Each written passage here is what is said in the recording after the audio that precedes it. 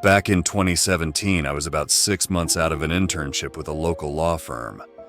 I was a junior legal assistant as part of a retainer team for a statewide biodiesel business. It wasn't my only assignment, but it was the one I was formally hired for. However, during downtime, I was bounced around various teams all throughout the year. It was early February when the call came. The biodiesel place had a new owner, and he wanted to shake things up. Our jobs were safe, but he wanted to make some investments.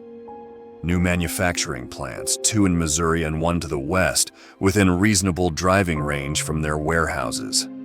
Only problem was, there were no suitable properties to build on. This could be a multi-million-dollar kind of thing, but we didn't have a property to sign off on it, that is, until I realized the area they were looking at, my old hometown of Tomskog, Minnesota.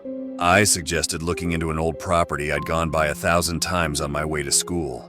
It was this massive empty field on the outskirts of the town, with nothing but a few rundown houses that could be easily torn down. We knew the place was privately owned, but I had no idea of who the proprietor was. My boss was ecstatic. See, the client had been considering calling the whole thing off, but if we could offer them a property, we could probably get a fat bonus check, along with a finder's fee. It would be enough to take the junior part off my job title. Since I suggested it, I was given time off to get in touch with the owner of the property. There were some initial problems. The original property documents had been damaged in a flood back in 2014, and only part of the archive had been digitized. The document I was looking for might not have been digitized yet, and since no immediate documents were available, I was starting to suspect the worst. The clerk at the municipal office promised they'd get back to me with a name within 4 to 8 weeks. 12 at the most. That wasn't an option. So I packed my bags, handed my cat to my mom, got the fancy maroon BMW company car, and set my sights on familiar roads. It took me 2 stops for gas and a needlessly complicated detour because of a fallen oak tree, but I made my way to that field just as the sun started to set. After all these years, it was exactly as I remembered. One large empty property, now covered in mud-stained February snow. A rundown barn at the edge of the property, and a small 1-story log cabin right next door. All roads were overgrown, and there were no discernible paths out there. I considered going back in the morning, but I figured I had some time left. Maybe there was this big plaque with the name of the owner out front. If so, I could have it all settled in a day and be on my way home before I even had the time to unpack. It was getting late, and the shadows were growing longer, but I was willing to roll those dice.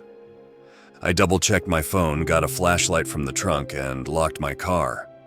The snow was deep enough to reach my knees. My fancy shoes felt like paper. The cold went straight through. Still, I pushed on, beelining straight across the field. I severely overestimated how much time I had left. By the time I got to the cabin, it was already getting dark. Using the flashlight, I took a quick lap around the place, just to make sure I wasn't walking into some kind of hillbilly trap room. It didn't take long for me to realize that this place had been abandoned for years. Not only was it boarded up, but the boards used were rotten. That the place was standing at all was nothing short of a miracle. I tried knocking a little just to make sure no one was home, but I wasn't holding my breath. The place was desolate. I looked for some kind of name, or plaque, or hell something carved into a wall somewhere. Anything. But there really was nothing. I considered coming back in the morning, but I could see dark clouds on the horizon, and I didn't want to walk through that snow more times than necessary. I decided I'd do a little urban exploring. After all, if the door was open, it wouldn't hurt to have a peek inside. Walking up to the door, I noticed something strange. There was a carving at the top of the doorframe. Word by word, my flashlight revealed the full sentence, "No one has ever lived in this house." I tried to wrap my brain around it. It didn't make much sense. What the hell did that even mean?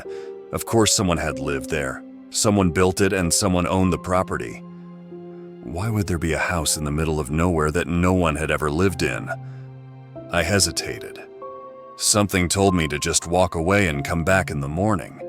But the clouds on the horizon, and my freezing feet were telling me otherwise. There was a carving. That meant someone had the habit of leaving messages. Chances were there might be more of them inside. Twiddling the handle a little, I noticed the door was unlocked. So in I went. The cabin had a very basic layout. There was one large room with a wooden bench facing a simple fireplace. There were 2 handmade tables, and the westernmost wall was lined with dried herbs, mostly blue and black. There was a surprisingly clean cow skin on the floor, as well as a small door on the easternmost side of the room, leading to a kitchen. It was mostly just an antique kind of stove and a couple of cabinets, but whoever had lived there must have been accustomed to a sparse lifestyle. But no, that wasn't it. I had to correct myself. The carving said no one had ever lived there. Then, why the furniture? I decided to ignore the message for the time being, instead focusing on finding the name of whoever owned the place.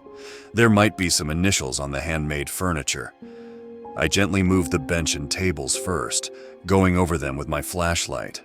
There were no obvious markings, but another problem quickly arose. My flashlight was giving up on me. It started to flicker. Looking around, I could see no other possible source of light but the old fireplace, and I couldn't imagine that thing not being clogged. Then again, there was firewood, and I did have a lighter.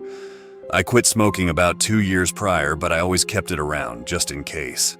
Breaking off a piece of bark and lighting it, I double-checked to make sure the smoke cleared and went up. Surprisingly, it did.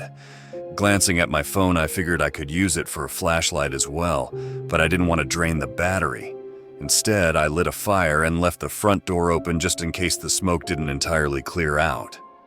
Carbon monoxide poisoning ain't no joke. As the fire sputtered to life, I sat down to take a breather on the bench. It was a pretty cozy little cabin, the kind of place you'd stay in a night or two when going fishing. I could imagine my dad warming his hands by that fire. I lost him in 2010, but that was the kind of place he'd always been most at home in. As I warmed my hands, watching my shadows grow longer, I could imagine him sitting next to me. I could almost hear him, and in that moment, my eyes drifted to a space right in front of the fireplace, a space where a small iron plate protected the floor. I don't know what drove me to look closer, but I realized there were no screws or nails keeping the plate down. So with a quick touch of the fire poker, it came loose, revealing a sort of makeshift metal box. There were 4 items in total inside: a broken pocket watch, an empty hip flask, 3 spent shotgun shells, and a small journal. I went straight for the journal, checking for a name. It was getting darker outside, so I huddled around the fire. As snow began to tap against the wooden barricades, I had 2 choices: to steal this journal or to read it by the fire as the storm raged on. It was my cold feet that decided for me. I took off my shoes and warmed them by the fire, as I started to slowly read my way through the rough cursive text of the old journal. Not the kind of job I'd imagined I'd do at a law firm, but things never quite go the way you've planned. I opened the first page, hoping to find a name. Instead, I was greeted by a strange text. Journal written by. Then nothing. That was it. No name, just that. I turned the book over, back and forth, no name anywhere. I kept reading. The first page reads as follows: I once had name and creed, a couple of truths thrown to the grave long before my end. Now I remain battered and empty. My history is unusual as my mind turns sun-bleached and distant. My heart burns of wrath, but I cannot recall as to why. I turned the page. I couldn't help but to be intrigued, if not for any other reason than to find the name of the author. This house is not my property, and to my recollection, no one has ever lived here. He proceeded to discuss at length the part of his history that he did remember. Growing up in Wisconsin, being the son of a shoemaker, little anecdotes of a long life. His first kiss, his first love, his first house. But the further along he tried to remember, the foggier it got. I was starting to think I might never find a name, but I wasn't sure why. At some point, the author recalled something happening. He couldn't explain what or why or where, but he could recall something upsetting his routine. Something came to him and it made him upset. He spoke about putting up barricades, keeping a loaded shotgun at the ready and locking himself inside for days on end. "It might have been here that I made my stand," he wrote asterisk. "It could be, it should be, but I can't say that it was." He would go on to detail some sort of struggle, but he couldn't picture what it was against. The text was so strangely written. I could tell there were segments, as if written piece by piece, but it was impossible to tell just how much time had passed between them. Even in the journal, the author lamented on large segments of time randomly missing. I couldn't help but to consider the other items in that box, in particular, the spent shotgun shells. The author proceeded to explain how he'd broken the pocket watch as it had frustrated him. He was losing track of time. He might think 10 minutes had passed, only to realize the entire afternoon was gone. He broke his watch as a reminder that he couldn't trust himself anymore. "Maybe I'll remember that," he wrote, "or will the watch unbreak itself?" I was disrupted from my read by a sudden noise. Looking up, I could see the fire was dying out, but the sound actually came from my phone.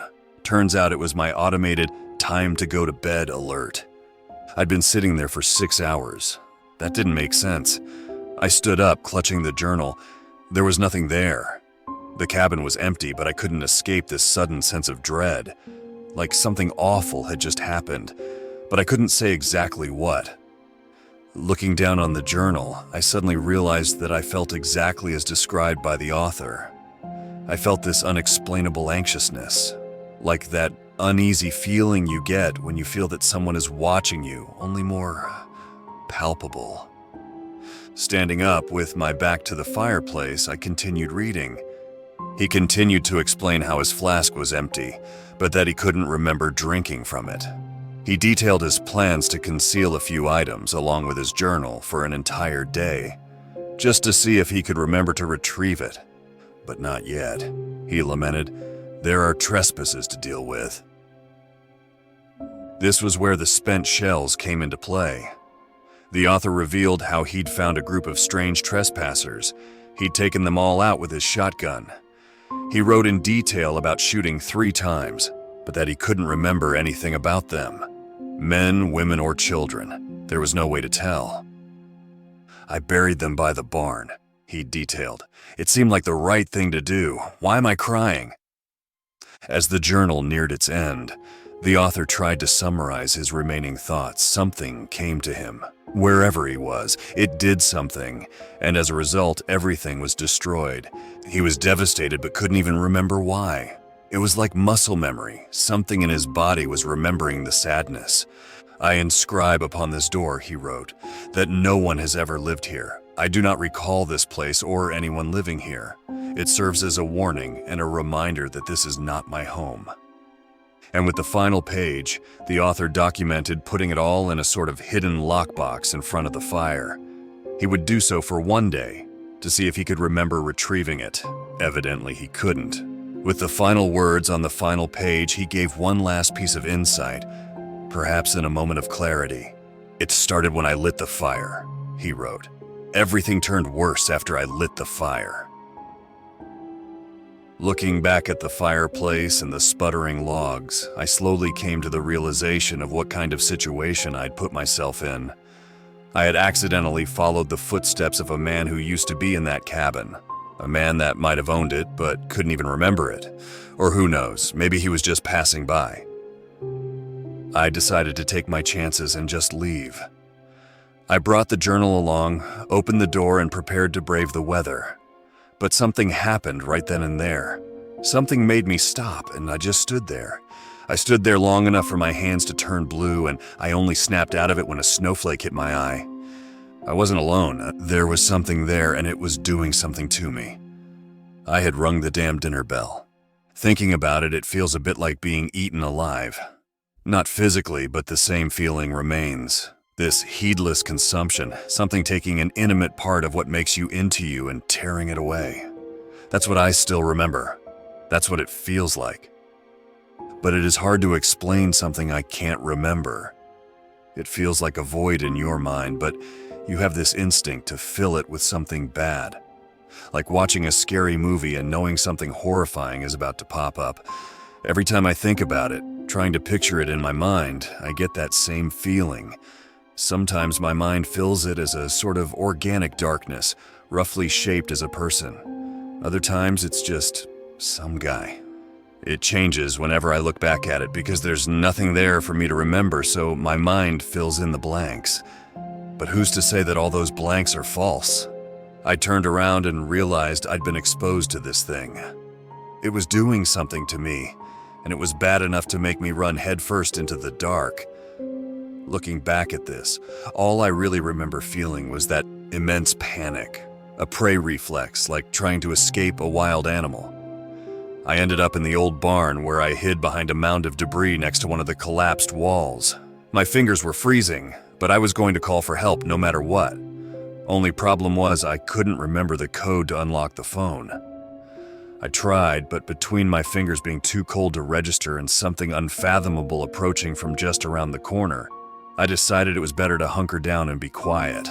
Because while I can't remember anything about the physical features of it, I remember thinking it wasn't very perceptive for some reason. It passed me by, but I couldn't make any sounds without revealing my position.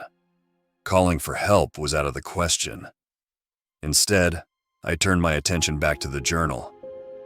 My lock screen had a bright picture blurred in the background, allowing me to use it as a makeshift mini flashlight of sorts. For some reason, I wasn't afraid that the creature would spot me visually. Perhaps it didn't have eyes. I turned the pages back and forth, looking for a particular segment. There was something about the weapon the author had used to deal with the intruders that left me wondering. But I could barely make out anything in that journal. Between my pounding heart, my freezing hands, and the strange thing lurking about, I couldn't make heads or tails of the damned cursive text. I can't remember what kind of sounds the creature made, but I can remember the sounds the environment made when it passed. I remember wood splintering as something climbed the walls. I remember creaking wood from a sudden weight coming down. I remember a door splintering as it was torn from its hinges. Finally, I found the page I was looking for. Just after talking about how he didn't know why he was sad about killing the intruders, the author wrote, "I threw the damn thing into the hayloft. I have not been able to retrieve it, as the memory of its shape eludes me. How does one recognize a weapon that one has no recollection of ever wielding?" I waited for the entity to step outside before I made my way upstairs. It is a strange feeling, trying to balance the instinct to run with the obsessive thought of staying quiet. Every creaking floorboard sent shivers down my spine, curling my toes in anticipation of something running me down. But nothing happened. It didn't take long for me to find it, an old double-barreled hunting rifle. Looking over it, I saw that there was some sort of shell still loaded. Perhaps it'd work, perhaps not. I was no expert, and I didn't have much of a choice but to try. I'd be a sitting duck out there without it. After all, I couldn't remember where I'd parked my car. I decided to go on the offensive. I made my way down the stairs a little too quick, and before long, I heard this scurrying noise as something entered the old barn. I remember standing a good 15 feet away from it and raising the weapon towards it. It stopped, but so did I. For a while, we just sort of circled one another. I remember my movement being in response to a threat. Is this eat or play?" I asked. "If this is you eating, I bet all those memories disappear after a while, digested, then you wouldn't remember what this is or what it does, but you do, don't you?" I remember tapping the rifle for emphasis. There was a long pause, but I can't remember why. Did it respond? Could it talk? "If you're just playing, then you might remember that this thing is loaded," Bonnie continued. "And you might know what it does. You saw what happened when he used it. You heard it." A shorter pause. We stopped circling. I gripped the weapon tighter and stepped forward, advancing. If this was a consumer, and it worked in any way like we do, it would absorb and convert what it fed on into some sort of nutrient. But if it was just collecting for some reason, then it would have this archive of thoughts to recollect from. That was my reasoning, or maybe it was just clever. Maybe it was just as clever as I was. I made my way back outside. Even in the newly fallen snow, I managed to find what remained of the path I'd made when I first got there. I walked backwards down the path, my rifle steadily aimed at something. I didn't want to pull the trigger. If it misfired or I missed, I was dead. Just having the means of defending myself was enough to keep it away, for now. I think it had left some sort of toxin in me. Despite not being anywhere near me, I still felt the effects of it. I kept falling into this sort of fugue state, getting turned around and losing grip of where I was going and why. At one point, I was just standing there, gawking at the dark, as my rifle thumped to the ground. But there, in the dark, a memory surfaced. The same memory I'd felt back at that cabin. Thoughts of my dad taking me fishing. Back then, we'd worn rubber boots, and instead of snow, there was mud. It was still deep, and I had to walk the same way that I did in the snow. Maybe that's what triggered the memory to begin with. I tried to keep that image in my head, the anticipation as we gathered our bait, learning how to tie a proper knot, getting the correct measurements for the distance between the hook, the weight, and the bobber. I could almost hear the spinning fishing line as the red and white bobber sailed across the lake. Just holding on to something I knew I couldn't forget was all I needed. It became this sort of bedrock, keeping me from completely losing my mind and focus. I could keep going, holding on to something I knew to be true. It was a backstop, keeping me from losing track. I grabbed the rifle and pressed on. As I did, I remember something rustling the nearby trees, retreating into the woods. By the time I made it back to my car, the toxin had completely taken hold of me. At that point, I had little to nothing to hold on to but for a few cherished memories. I crawled into my car, locked all the doors, and tucked myself into a fetal position in the back seat, still clutching the rifle. My body didn't know how to react. I was hot, cold, wide awake, and deeply unconscious, all seemingly at random. I would lose my sense of object permanence, bobbing my head back and forth, completely forgetting what I was doing and what was even happening. At one point, something made the passenger door creak. Maybe someone tried to open it. Luckily, all doors were locked, and I had the keys. I remember laying in the back of the car, raising the rifle. Then there was a pause, a long one. Something made me shake my head. It made me angry and afraid. Very afraid. It left me with this sense of a rabbit being stared down by a pack of wolves. I had something it wanted, something it deeply valued. Again, this creature is just this nothingness. I can't recall what it looked like or if it was even a physical being. From context, I think it could talk. I think it said something to me that I didn't want to hear. And to this day, when I think of it, my mind just conjures these otherworldly horrors. Teeth, skin, claws. But I didn't lower my rifle, not for a second. I didn't try my luck, and I didn't challenge fate. And by the time the sun rose, it was gone, and with it went the sweats, the confusion, and much of the memory voids. First thing I did was check the shotgun shell.